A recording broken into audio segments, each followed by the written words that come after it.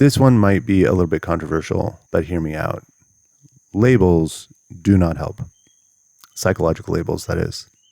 What do I mean by this? What I mean is, if we are in a state of extreme emotional distress, panic, fear, discomfort, anger, usually it shows up as pain because I've just been rejected or abandoned or lied to or something like that, right? Then we have this really strong compulsion to like figure stuff out, right? Like this unexpected thing just happened, or a painful thing that I've been trying to avoid and avert for a long time.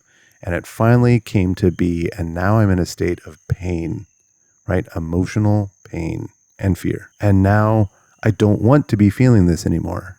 So there's this trick that happens in the mind that basically says, if I can pigeonhole this, if I can take this experience, or usually the other person, and I can basically remove their humanity and turn them into an archetype, if I can reduce them down to an evil label, which is really about dehumanizing them.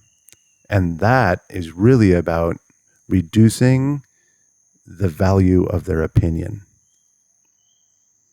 Okay, what am I saying there? If I'm in connection with another person and I care about this person, let's say I'm in relationship with them, could be family member, romantic, boss, whatever, and I'm choosing to be there in this relationship, it's for reasons, right? Now, sometimes it's fully transactional. It's like, I don't give a damn about the actual human being. I just care about which of my needs are going to get met. That happens surprisingly often. But let's say it's not that. Let's say I'm in this situation where I actually care about this human being and I'm enjoying this interaction, this relationship that I'm in with them. Well, kind of by definition there, it's like, I like the situation, I like the person, and I like who they are, or at least how they show up, and I like the feelings that I get when I'm around them. And so when we're in that state, we are kind of inherently valuing their opinion. Like if they say this pizza is really good, I'm like, oh, maybe that pizza is really good. Let me go try. And then if I agree, I'm just like, wow, yeah, that pizza is really good. And then the next time they say, well, this ice cream is really good, I'm being like, well, they've got a good value because they've demonstrated in the past that we're in alignment and we agree on these things. We agreed on the pizza, so we'll probably agree on the ice cream, right? And it's like, then I try the ice cream. I'm like, oh yeah, that's really good. And then it's like, I want their attention. I want them to give me focus and validation. I want to feel wanted, chosen, and prioritized, because that's always at the root. And so when they give that attention to me, wow, it feels good. This person's amazing. I love their attention. Their attention is valuable. Their attention does things to my nervous system that makes me feel really good. Are you tracking here? That like when we're in relation, we are inherently valuing their thoughts and opinions and all that stuff higher. We care about what they think. But then what happens is that the relationship falls apart for whatever reason, right? Sometimes those reasons are purely logistical. Sometimes there is major attachment wounds that were at play. That's actually most, like 99% of the time. There's major attachment wounds at play that were kind of unknown, unconscious, and driving the show, and neither person really knew about it. And then they just reach a point of where nervous system incompatibility. So the relationship comes to an end for whatever reason it does. And now I'm in a place where that person doesn't want to be with me. And that hurts. See, it's like if this person has an awesome opinion, like we talk about opinions of people, and down here at 0 is the homeless person I've never met before on the opposite side of the planet, and we don't align on anything. That's their opinion is a 0. And then like my dearest, closest soulmate is a 10. Right? And we align on everything, and I care greatly about what they think. Okay. So now I've been in a relationship with them, and the value of their opinion is like an 8 or a 9. right? Their opinion matters. Well, if their opinion matters and they're turning around and walking out the door and they're intentionally choosing to not want me, oh my God, that hurts like hell. Because that means someone whose opinion matters, someone who is not just some weirdo, right? It's not just some person I can blow off because they're on the wrong side of the political aisle or, come from a different culture, a different religion I hate or whatever, right? If I can't disregard them, then their opinion matters. And that means there's something about me that's unlovable. There's some reason that they're choosing to leave, and we make it about ourselves. Activation of the shadow, activation of attachment wounds, whatever we want to call this. We make it about ourselves when they choose to walk out the door. If he's leaving and his opinion is valuable, that means he's choosing to not be with me. That means he's like, he could stay if he wanted to, but he doesn't want to. And that means there's something wrong with me. See, that's what's driving this. I believe inside myself deeply that there's something wrong with me. I'm unwanted, I'm unlovable, I'm ugly, I'm unattractive, I have no future, I suck at work, I'm not smart, whatever, right? There's a whole host of these. We call these the core wounds. So my core wound gets activated if a person intentionally chooses to leave. And now we're in a conundrum, because if I maintain the belief that they are a good person and that their opinion has merit and their opinion is valuable, then I have to face my pain. I will come smashing face first right into my core wounds. And most people are not ready for that. They're underskilled. They don't understand how it works, and they have aversion to it, which makes sense. That's most of us, right? So our mind is now stuck in this conundrum, our subconscious specifically. And what can we do about it? And so what we do is we say, how can I downgrade their opinion? How can I make their opinion mean nothing? How can I make their opinion be so low it's basically trash that I can just completely disregard? Be like, their opinion doesn't. If he left, so what do? We dehumanize. He's an idiot. He's a jerk. He's a selfish whatever. He's a covert narcissist. She's got bipolar disorder. She's just a crazy woman. He's just an arrogant, toxic man. Do you see how this dynamic works? We instinctively, unconsciously, will immediately engage in a way of tearing this person down, literally gaslighting ourselves into removing every good aspect of this human being that we chose. Remember, we were there and we chose it. And we will tear them down and dehumanize them to the point that you say, he's evil. He's the villain. He did this on purpose. She is whatever, right? They're going to say all this junk, wicked, selfish, money grubbing, gold digger, crazy, whatever. None of these are true. And people say, and so what's the trick? The next trick, because that's the defense I get on this one. They're like, no, he changed. Did he?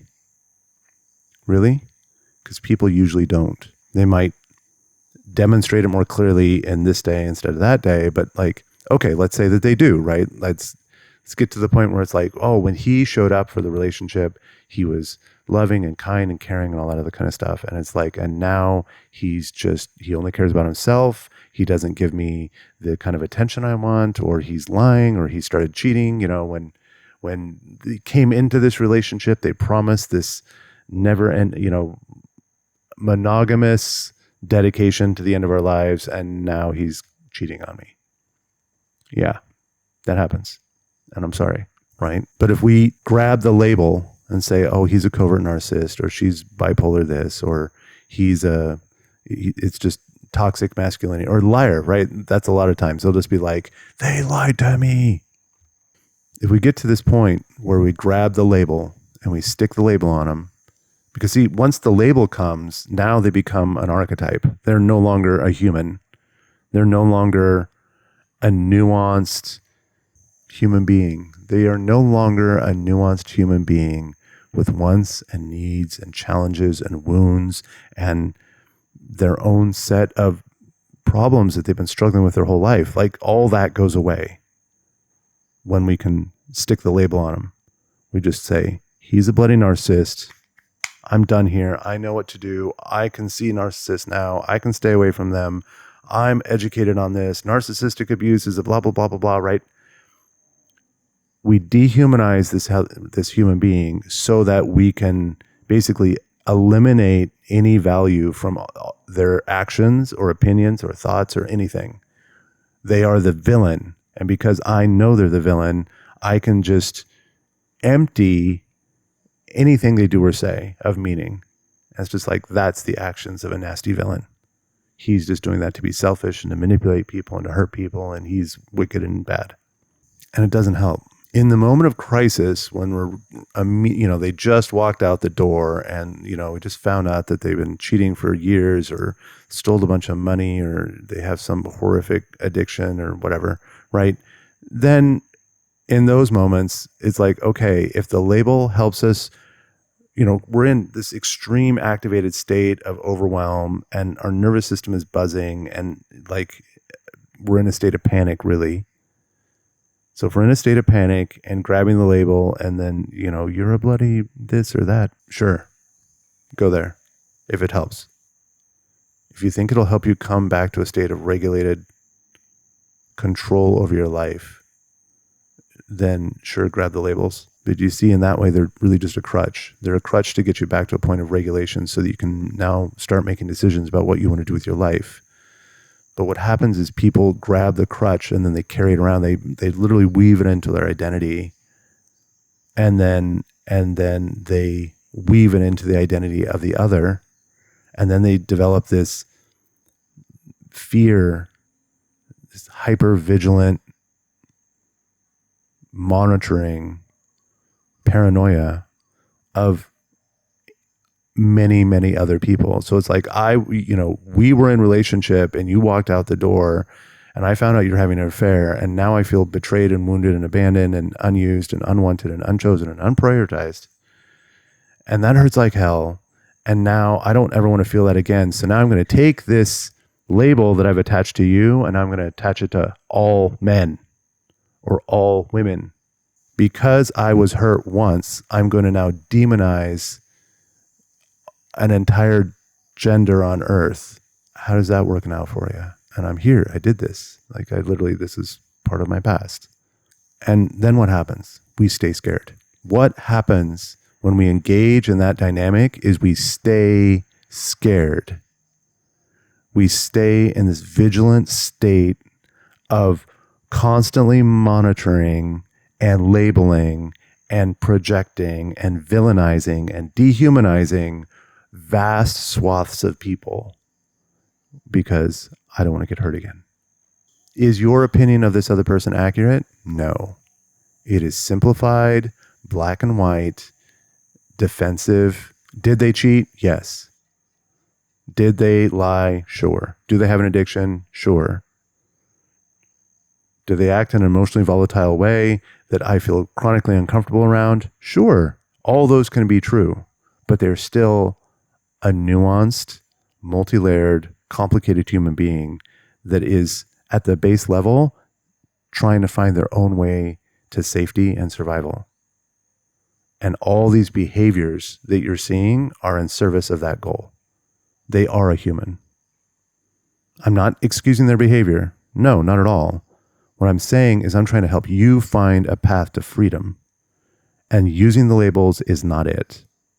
When you use the labels, you literally erect this gigantic victim card in front of you, and you're like holding this victim card everywhere you look, and you're kind of peeking around the edge and being like, I was hurt before, I'm the victim of narcissistic abuse. And it's just like, I don't want to see it again. And it's just like, and then what? Right? What do I see? What I see people deeply engaged in this. I mean, they'll literally make it their entire life, their entire livelihood, their entire YouTube channel, their entire identity, the name of their business, everything will be like protecting people from this pain. It's like, okay, great. Like, we don't want people in pain. But they spend so much time in this victim mentality, looking, peeking around the edges. And if you really sit with them for a few hours, which I've done many times, and try to be like, okay, what's this like for you? And, how do you approach new people? And what are you watchful for? And I'm watching for signs of their vigilant behavior and where they place blame and where, it's basically the language they use, right? They're describing their life, thinking they're just describing a story. But because of my training, I'm listening for the language they use and like where they're actually putting meaning and victimhood and all that kind of stuff. And you can see that they are carrying this victim card, this victim badge with them everywhere they go. And they have this extreme suspicion and fear and aversion to risk. Okay, that's kind of human, but it's like it's not actually helping them.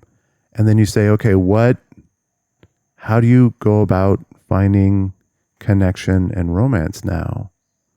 And they'll be like, oh, I've got this gigantic list. I've got all these tests and barriers that they have to cross through. And basically, I'm waiting for someone who's healed, ideal, has the right language, is spiritual, can pass a test and say he's securely attached, and la, la, la, la. I'm waiting for someone to basically pass all the tests. And then he's going to, I'm holding the victim card here, and he's going to swoop in from the side, and he's going to give me this glorious, happy love that I've deserved my whole life. And when they do show up, my system goes into euphoria mode because it's like, oh, the thing that I wanted this whole time is finally here. And oh my God, I'm so happy. And we're in love and the chemistry is amazing and all that kind of stuff. But what do I keep saying? I'm saying euphoria is a trauma response. And this is why I say it's a trauma response, is because we have all this prior trauma that was activated by the person leaving. And now I've created bigger barriers to anyone getting to me. And when someone finally jumps through enough hoops to reach me inside my little protected castle, then I can be like, oh, my Prince Charming has finally come. He's come to save me. Oh yeah, I'm going to be great. It's going to be amazing. Oh, we're so in love. And look at all these romantic gestures and stuff. And now, then what? Consistently. I mean, this has been so consistent. It's been tragically humorous. But what happens is that relationship blows up too, because that person hiding in their castle hasn't actually done the work. And the Prince Charming that came in from the outside is just a person that knows how to pass those tests. They've got their own wounds, right? And then that relationship will go super, super high, and then it'll crash super low. And then they say, damn it, how did I get wrapped up with another narcissist again? I thought I've done all this work and I've watched all these videos and I've read all these books. And it's like, why do I keep attracting these narcissists? I mean, this guy literally jumped through all these hoops and fought fire-breathing dragons and everything to get to me in my little defended castle. And listen to that language. I'm attracting narcissists. He tried to get to me, and then I'm hurt again, which is victim language. And then they build up new walls, build up new protections. Again, been there, done that. I literally bought the t-shirt.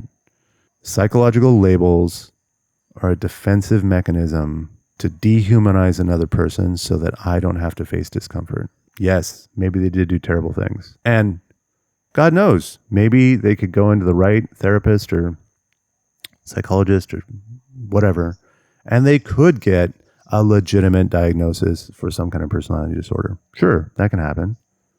That has nothing to do with me. See, let's say my evil ex goes and gets, we can force her to sit down and, get a diagnosis, and they say, oh yeah, this person really does have bipolar or narcissism or insecure attachment or whatever, right? Then what happens to me? I'm just like, see, I told you, I'm justified in my pain. I'm the victim here. If I had just known. Right. And then it reinforces the victim card. And then as I'm hiding behind the victim card, I'm less open to vulnerability. I'm less open to connection. I'm more vigilant about all aspects of life. I'm completely avoiding my shit. Because see, that's the thing. That's why the victim card is always a block.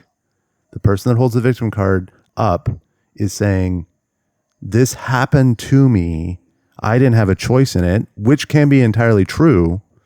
But when you stay in that space, you're like, you don't have any motivation for change. You don't have any motivation to actually do the work. Like, or if you do have motivation, the motivation will be like, how can I prevent myself from being the victim again? Instead of saying, I'm gonna figure out what it is about me that chose that person to begin with, because you did.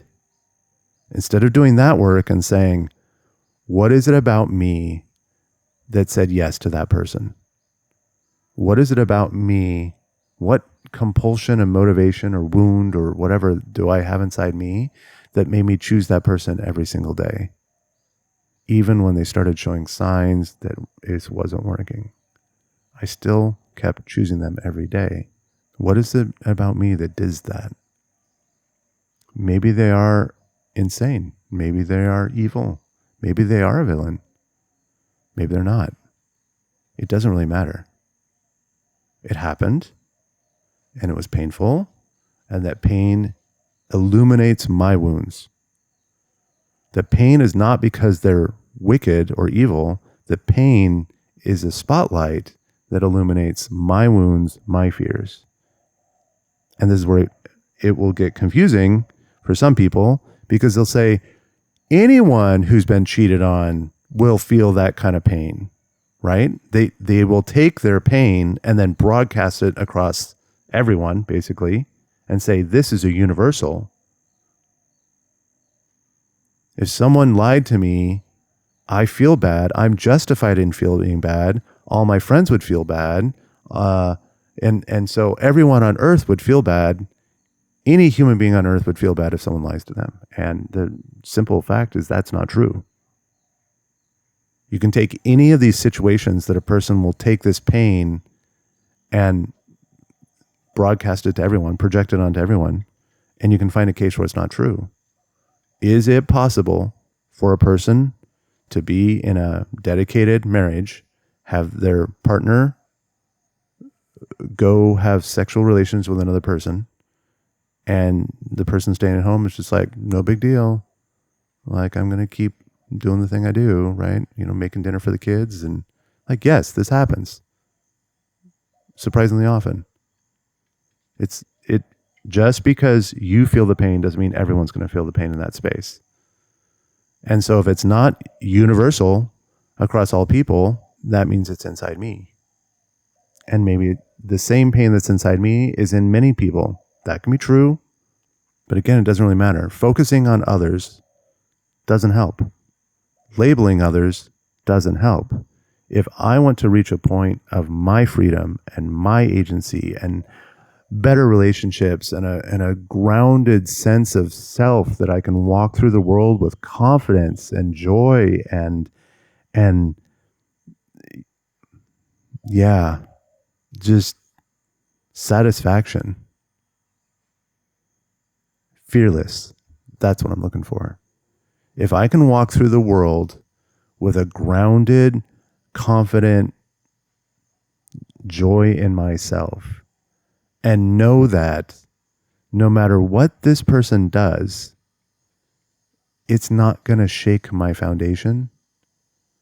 Yeah, sure, I can hang out with you. Sure, we can have this glorious, blissful relationship, blah, blah, blah, blah, blah. And it's like, oh, you run off and want to go do something with somebody else and be like, that's against my agreement. That's not why I'm here. You can choose that because you're an autonomous human being and I respect that and I want to support you in this. And if that brings you joy, go for it. But this is not why I chose to be here. This is not why I'm in relation with you. And I'm going to be sad. I'm going to go through some grieving because I thought this relationship had legs. I thought we were both in this for the long haul. But obviously you're not, and that's okay. So go do the thing you want to do. I'm leaving. I'm going to grieve for a while, and then I'm going to be okay with my life.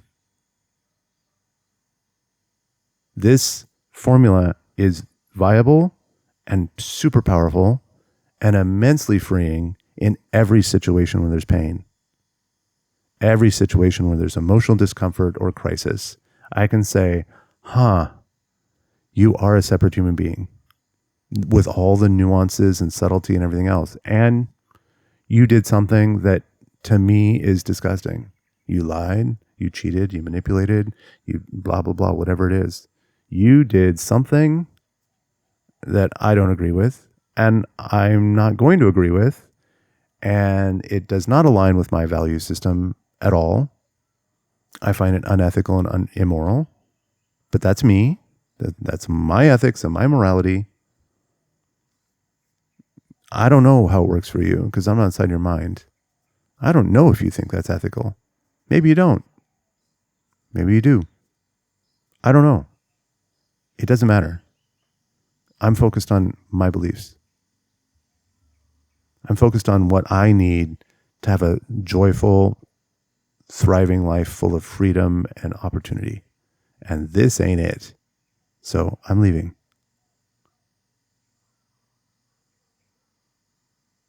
Does that make sense? I hope so. The labels don't help.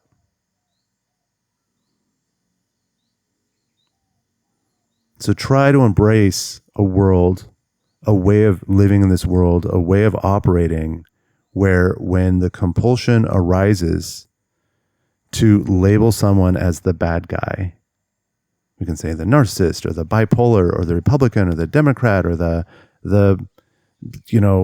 Islam or the Christian or the colonizers or the gold diggers or the colonialists, or I'm just thinking about all the labels I've heard in the past couple of years.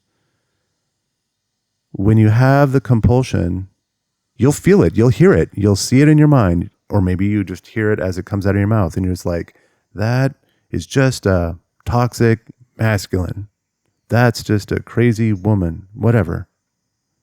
As that label comes out of your mouth or comes into your mind, just stop for a second and be like, that is my wounded child trying to dehumanize another person so that I don't have to face whatever discomfort they're presenting me. The true reality of who they are is scary. Something about my nervous system finds that scary and uncomfortable. And attaching a label to them, I mean, philosophically, it's an act of violence, but that's another story. That when my nervous system wants to attach a label to them, it's an attempt to avoid discomfort.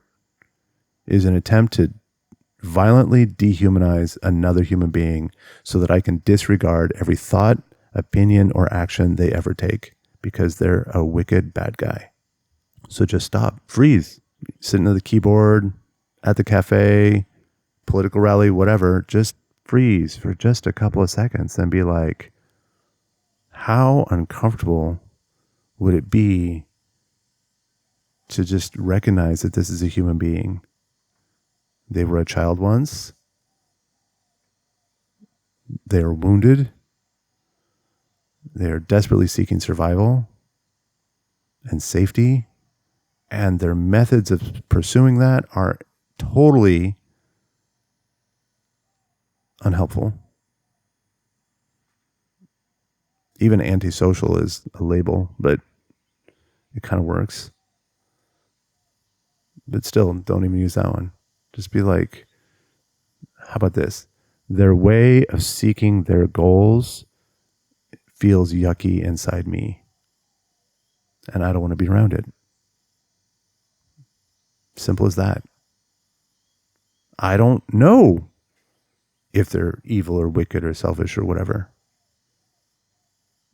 And I kind of don't care.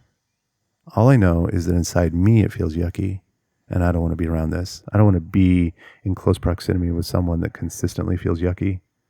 So I'm going to leave. I'm going to go away from this situation, and I'm going to put boundaries in place to make sure that this yuckiness cannot follow me. And people say, well, that's great if you can just walk away, but what if it's a family or a boss or someone that you're being forced to work with? Yeah, that can be hard. It's not I mean, the simplicity is there. I need to get space between me and the situation that feels yucky. So the answer is simple. I mean, the goal is simple, but how I get there is hard, right? That's still the goal. The goal is to like, I need to do something so that I can get away from someone that my nervous system feels yucky around. I don't need to demonize them. I don't need to tear them down. I don't need to dehumanize. Like, I don't need to do any of that. I can just say, I need to get away from this situation and say, okay, it's a family and I'm still dependent upon my parents. How do I do that? It's like, work hard, focus your time, dedicate your time and energy towards things that will help you reach escape velocity. Stop effing around, right? I'll talk to young people that are in this place where they have this really strong of judgment of their parents, and they believe their parents are whatever. They believe the situation is terrible and they want to leave, right? And it's like, okay, what are you doing in service to that? What do you do in your spare time? It's like, oh, I play a lot of Fortnite. I hang out with my friends. It's just like, those are numbing agents. See, that's what numbing agents do. Numbing agents give us an action to engage in to basically help the uncomfortable feelings go away. So we're substituting attention from friends for this yucky feeling I'm getting from being around someone who's I don't like, or my nervous system doesn't like. And so we engage in the numbing agent to kind of bring the regulation up and the discomfort down. And then all we're doing is burning time, because at the end of the day, I've literally made no forward progress in getting away from this person that previously I would have labeled someone that feels yucky. So that's it. If you feel trapped, if you feel like, oh, I can't get away from this person, ask these questions. What am I doing with my time? Make a list. Like, every day, there should be some activity or progress you can check off and say, this hour, minute, second, day, week, whatever, I made forward progress towards my goal, and my goal is escaping this situation. Sometimes that means earning money. Sometimes that means establishing independence. Sometimes it means, initiating a court case. Sometimes it just means walking out the door. I know I covered a lot here. It's because it's all kind of connected, but it's really, really important that people understand this, that this the compulsion that we have as a culture to just label and dehumanize the other does nothing to help us move forward. It is just a distraction, a short-term numbing agent to help my ego feel better in the moment.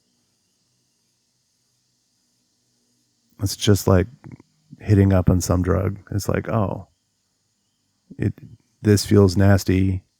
I don't like it. I'm not ready to take any movement or action on it, so I'm just going to take this drug and make the pain go away. And that drug is demonizing the other.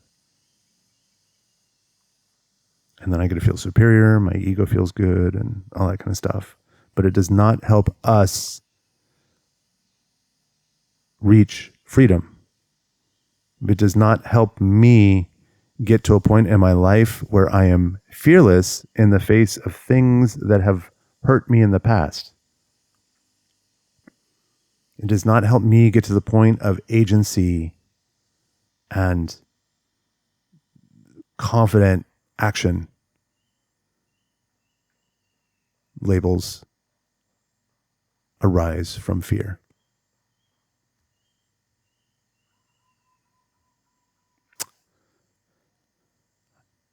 I wish you all the best. I think you have tremendous potential.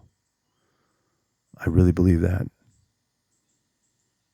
I've worked with people in many different spectrums and many different levels of development, and the potential is always there. There is a path, and you can find it. And I wish you the best. Peace.